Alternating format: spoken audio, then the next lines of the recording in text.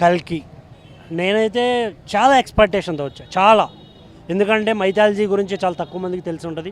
ఇందులో అమితాబ్ గారు ఉన్నారు, ఇంకోటి మన ఓవరాల్ ఇండియాలో ఎవరైతే ఫేమస్ స్టార్స్ ఉన్నారో వాళ్ళు ఉన్నారు, డైరెక్టర్లు ఉన్నారు, కొందరు హీరోయిన్స్ ఉన్నారు, ఇంకొందరు కమెడియన్స్ ఉన్నారు.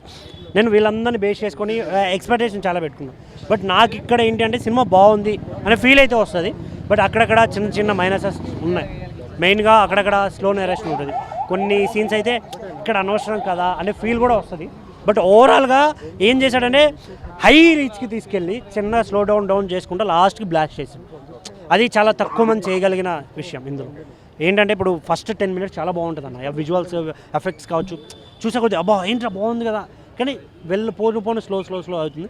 ఇంటర్వెల్ బ్యాంకింగ్ 10 నిమిషాలు తర్వాత నుంచి మళ్ళీ హైప్ తీసుకెళ్ళి లాస్ట్ 30 minutesలో సినిమాని కొట్టాడు అన్న. అసలు మధ్యలో అక్కడక్కడ కొన్ని క్యారెక్టర్లు వచ్చినా కూడా ఆ క్యారెక్టర్లు మనం ఏంటంటే పేర్లు అందరికి తెలుసు, బట్ నేను చెప్పాలనుకోవట్లేదు. ఎందుకంటే మన ఎగ్జైట్మెంట్ని మిస్ అయిపోతుంది.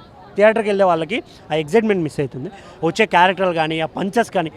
ఇందులో ప్రభాస్ గారు తక్కువ టైం కనిపించినా కూడా హీరో అనే ఫీల్ వస్తుంది. బట్ సలార్లో అంత ఓన్లీ ఎలివేషనే ఉంటుంది తప్ప ఎక్కడ క్యారెక్టరైజేషన్ ఎక్కువ ఉండదు. బట్ దీనిలో క్యారెక్టర్ ఆ కనెక్టివిటీ కానీ అమితాబ్ గారితో ఒక సీన్ ఉంటుంది, ఫైట్స్.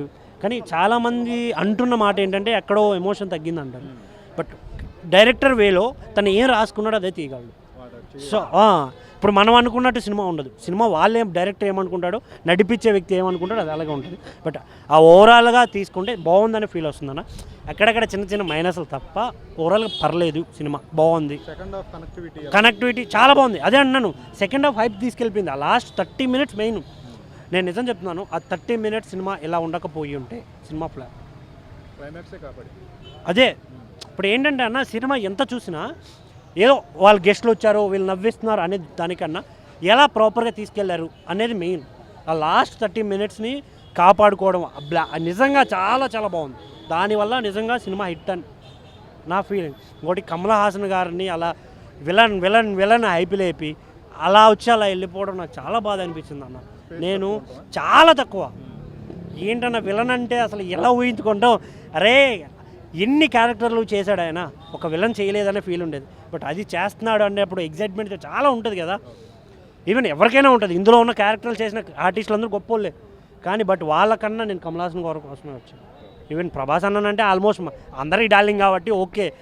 ఇంకొకటి బుజ్జి క్యారెక్టర్, అసలు బుజ్జి క్యారెక్టర్కి ప్రభాస్ భైరవ క్యారెక్టర్ మధ్యలో ఉండే పంచులు అసలు భీమవరం గుర్తొస్తుంది అన్న. అసలు భీమవరం కుర్రాడినా అది అందరికీ తెలుస్తుంది. అంత బాగుంది పంచెస్. నాకు ఓవరాల్గా సినిమా బాగుందని ఫీల్ వచ్చింది. ఓకే, సో థియేటర్కి రండి, don't wait for OTT. Thank you.